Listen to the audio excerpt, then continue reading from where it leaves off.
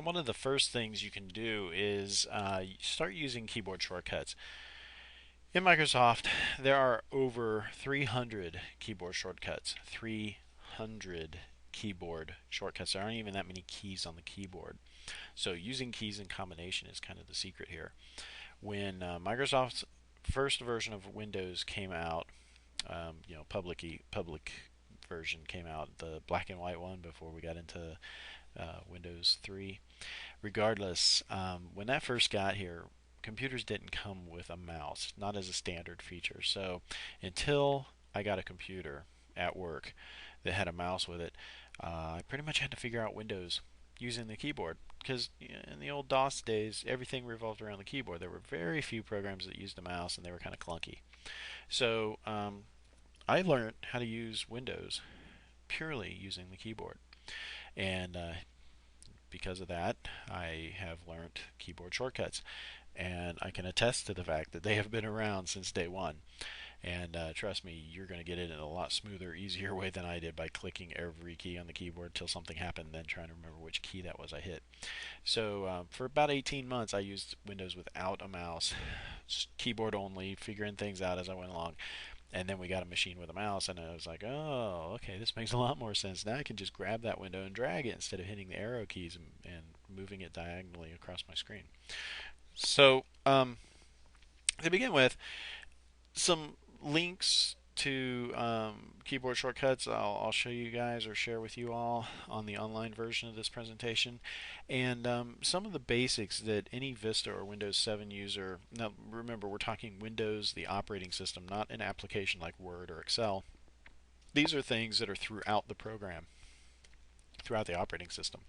Alt and the Tab key is huge. It's universal. When you hit Alt Tab, it basically lets you flip from one program to the next. As a matter of fact, I can just do it here. I'll hold the Alt key and I hit the Tab key once, and I keep the Alt key held down. What I do is I put my thumb on the Alt key and I tap the Tab key with one of my other fingers.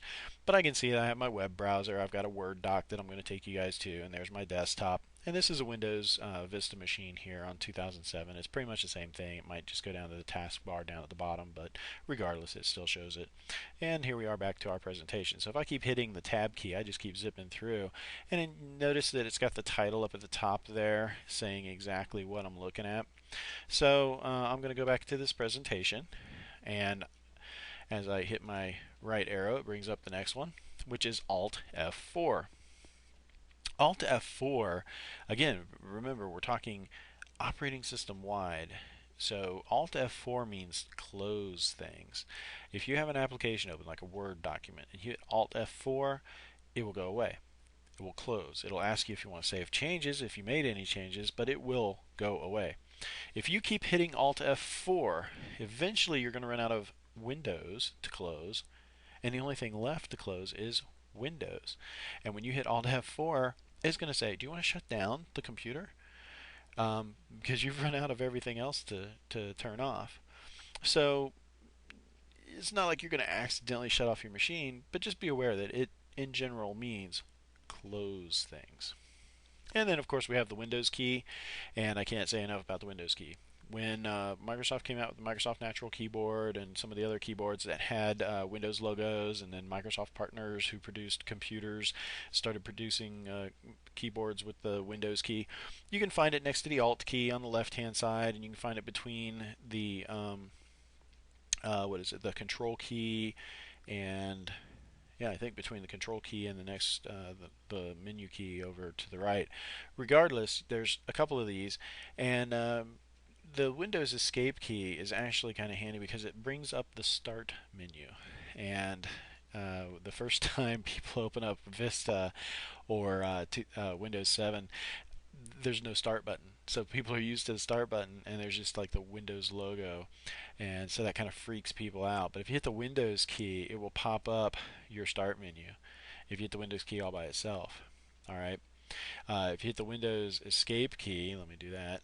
So you hold down the Windows key, hit Escape. Oh, not going to happen. I guess I have to do Alt Windows Escape. Regardless, this will take you into things like the Task Manager. Excuse me, things like that. All right, so get used to using the Windows key. This is part of those 300 keys on the keyboard because most people aren't used to using that. In other operating systems, they might refer to that as the meta key. So just be aware that other operating systems have their way of referring to these. All right, so here we have F1 at the desktop means help, Windows help.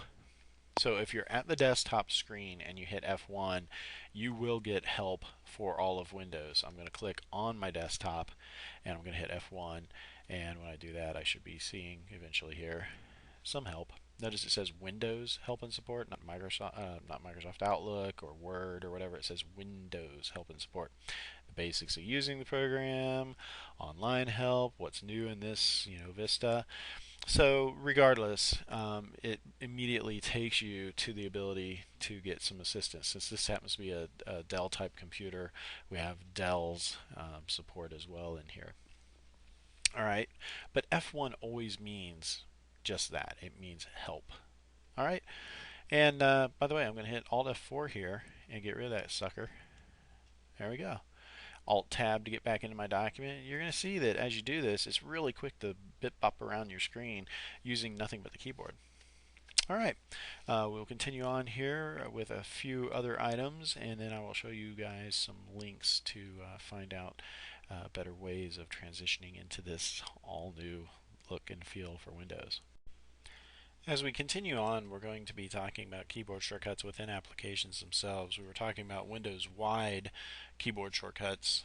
Now we're talking about the things that affect the programs themselves directly, and it's pretty consistent in all the Office applications. Not everybody who produces software for Microsoft or in Microsoft follows these standards, but if they do, it's worth checking, and a lot of third-party vendors actually do follow these standards. Almost every application supports these, and Microsoft's getting better at creating consistency throughout. That's kind of the impetus behind the ribbon, was to have a consistent user interface on all products, from Outlook to Project to any number of Office programs. So, in any case, let's begin with Control plus something else, like the Tab key. Remember we did Alt Tab a minute ago, and Alt Tab showed us different programs. Control Tab will show you different files that are open within an application. So like if you have 12 Word documents open, you hit Control Tab, it bounces from one to the next. Remember Alt F4, that meant close things. Control F4 means close this document. So again, if you have like 6 Word documents open, you want to close one, hit Control F4. So you hold the Control key down and tap the F4 key once, and boom, goes away. Control P, want to make a guess? Print.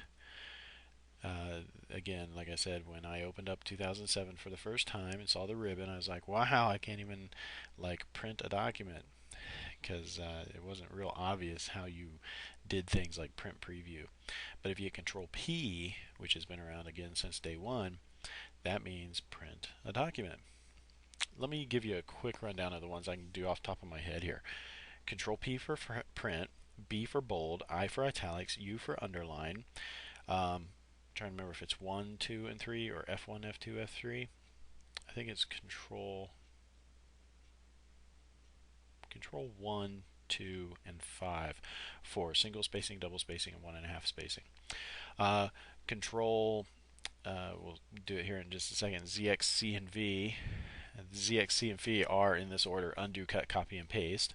So Z is undo, X is cut, C is copy, V is paste. You know what Control Y does? I'll give you a hint. It's related to one of these. Control F for finding things. It just goes on and on. I mean, for pretty much every key on the keyboard, there is some kind of shortcut. There are relatively few keys that do not. F for find, H for replace. So just use the Control key and start tapping stuff on the keyboard and see what you get. A little bit of warning there. Q and W used to mean shut things down. So if you hit Control Q or Control W, you might shut whatever program you're in, with or without saving changes. By the way, Control A is all, like select all. To get into file, save as, and things like that, you don't do the control key necessarily. Control S does mean save usually, but in any case, you use the Alt key for things like that. All right, I will get into showing you all a link to give you kind of an in on some of the keyboard shortcuts, and I'll actually show you how to do that here in just a moment.